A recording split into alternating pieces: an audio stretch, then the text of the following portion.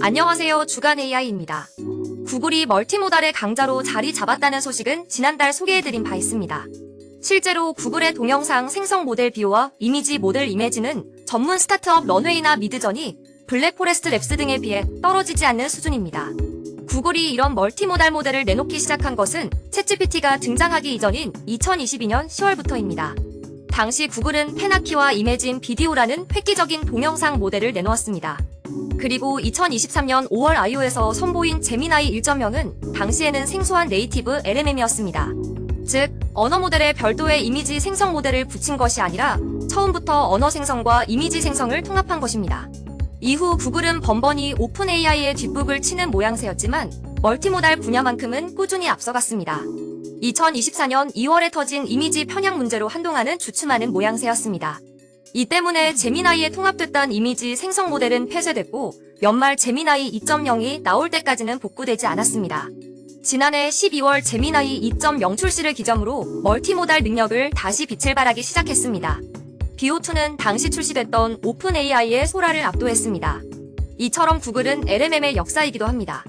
그리고 이에 대해 구글의 AI 개발을 총괄하는 데미스 허사비스 딥마인드 CEO가 입을 열었습니다.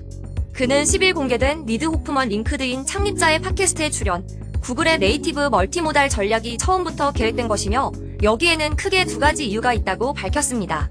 우선 그는 지난해 12월 출시한 BO2에 대해 유튜브 영상을 많이 시청하는 것만으로도 세상의 물리 법칙을 파악할 수 있다는 사실에 놀랐다라고 밝혔습니다. 비디오 모델에 대한 일종의 튜링 테스트가 있다고 설명했습니다.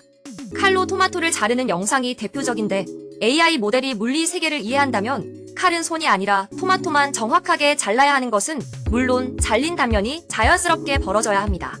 별도 지시도 없었는데 BO2는 이를 해냈다는 것입니다. 이는 BO가 물리적 세계를 이해하는 일종의 월드 모델 기능을 갖추고 있다는 것을 말합니다. 그리고 허사비스 CEO는 언젠가 제미나이와 BO가 통합될 것이라 밝혔습니다.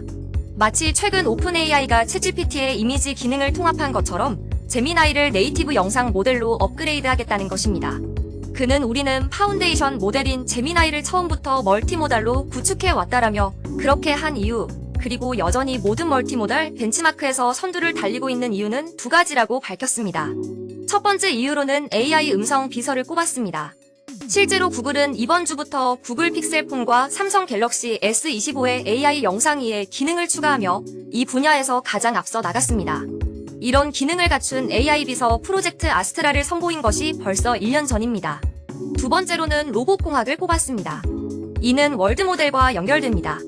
현재 LWM은 페이페이 리 교수의 월드랩스나 얀 르쿤 수석 과학자의 메타 등이 주도하고 있습니다. 구글도 지난해 말 LWM을 공개한 바 있습니다. 이런 모델은 기존 언어 모델과는 달리 실제 세계를 보고 이해하는 데 초점이 맞춰져 있습니다. 이를 통해 근로 세상을 배운 LLM의 한계를 넘는다는 의도입니다. 그런데 허사비스 CEO는 LWM과 LLM을 결합하는 핵심으로 제미나이를 내세운 것입니다. 다른 회사들은 물리 세계를 이해하는 LWM과 세상의 모든 텍스트를 학습한 LLM을 결합하는 개념이지만 구글은 제미나이에 두 가지를 녹여 넣겠다는 것입니다. 실제로 구글은 최근 BO와 기존 LWM을 통합하기 위해 조직을 개편했습니다. 또 구글은 지난달 제미나이 2.0을 기반으로 한 로봇 전용 AI 모델 제미나이 로보틱스와 제미나이 로보틱스 ER을 발표했습니다. 아직 구글도 다른 회사와 마찬가지로 시각 언어 행동 모델인 제미나이 로보틱스와 비전 언어 모델인 로보틱스 ER을 짜맞춘 상태이지만 언젠가는 이를 제미나이 하나로 통합하겠다는 것입니다.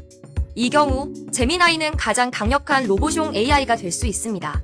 한편 이날 팟캐스트에서는 주목할 만한 이야기가 하나 더 등장했습니다. 그는 구글이 다양한 크기와 용도의 모델을 보유하고 있다고 소개하던 중 우리가 찾고 싶은 것은 모델의 파레토 프론티어라고 밝혔습니다. 파레토 프론티어란 간단하게 설명하면 비용 대비 효과 최적화를 말합니다. 즉, 이제는 연구 핵심이 어떤 상황에서 어떤 모델이 가장 좋은 효율을 내는지를 찾는 것이라는 말입니다. 개인적으로 현재 최첨단 연구는 이것으로 생각한다. 아마 모든 주요 연구실에서 실험하고 있을 것이라며 그리고 아직 명확한 답은 없다고 생각한다라고 말했습니다. 즉, 첨단 AI 기업은 모델 성능을 끌어올리는 것을 넘어 다양한 응용 애플리케이션에 맞춰 모델을 최적화하는 것에 집중한다는 말입니다. 이처럼 구글은 AI 개발 방향을 실용성에 맞춘 것으로 보입니다. 그리고 음성 비서와 로봇을 타깃으로 제미나이의 멀티모달 기능을 강화하고 있습니다. 단순히 이미지나 영상을 잘 만드는 수준을 넘어서는 것입니다. 그동안 오픈 AI나 엔트로피 갭에 조금씩 부족해 보였던 구글이지만 멀티모달 시대에서는 주요 애플리케이션 기업으로 올라서겠다는 의도를 엿볼 수 있는 인터뷰였습니다. 이어 국내외 주요 뉴스 전해드립니다. 삼성이 올여름 출시될 로봇 볼리에 제미나이를 탑재하겠다고 발표했습니다. 볼리는 단순 홈 허브 기기를 넘어 개인 비서 역할까지 할 수 있을 것으로 보입니다. 지브리 스타일 이미지 유행으로 챗GPT 사용자가 부쩍 늘어난 것으로 밝혀졌습니다. 이미지 생성이 지난달 25일에 출시됐다는 점을 감안하면 최근 사용자 증가폭은 더 클 것으로 보입니다. 엔비디아가 딥시크를 앞서는 추론 모델을 오픈소스로 공개했습니다. 특히 크기는 아런의 절반에 불과합니다. 딥시크 때문에 주가가 폭락했던 엔비디아가 제대로 복수한 것으로 볼 수 있습니다. 지금까지 주간 AI였습니다.